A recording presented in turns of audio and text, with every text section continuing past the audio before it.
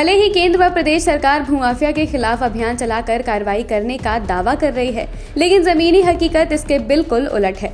भूमाफिया सरकारी जमीन पर भी कब्जा करने से गुरेज नहीं कर रहे हैं। स्थानीय स्तर पर सुनवाई न होने पर पीड़ित अधिकारियों के दरबार में चक्कर लगाने को मजबूर हैं।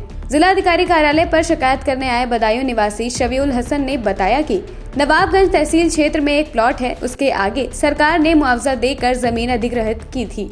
उन्होंने आरोप लगाया कि उस पर भूमाफिया कब्जा करके ढाबा बना रहे हैं, जिससे उसका रास्ता अवरुद्ध हो जाएगा।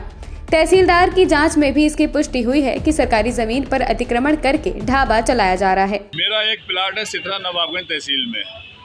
उस प्लाट के आगे सरकार द्वारा अधिग्रहित जमीन पे कुछ भूमाफिया लोगों ने कब्जा किया था, जिसकी मैंने शिकायत डीएम साहब से की थी।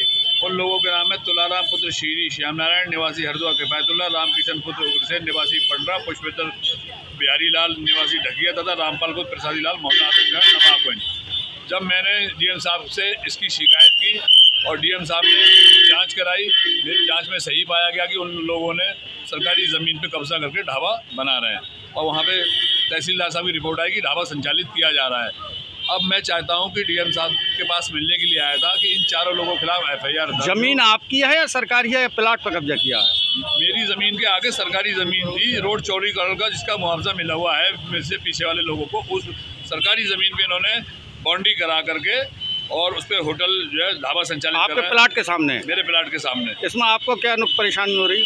जब मेरे प्लाट का रास्ता ही बंद हो जाएगा, जिसके बारे में मैंने जो है माननीय न्यायालय सिविल जज के यहाँ भी मुकदमा एक दायर कर रखा है, जिसका बात चल रहा है सिविल जज सीनियर डिवीज़न के। कोई मदद नहीं मिली आपको ढाबा हटवाने की? अब ये है, अब रिपोर्ट आई है, तहसीलदार साहब की रिपोर्ट आई है कि मैंने जो शिकायत की है वो सही है।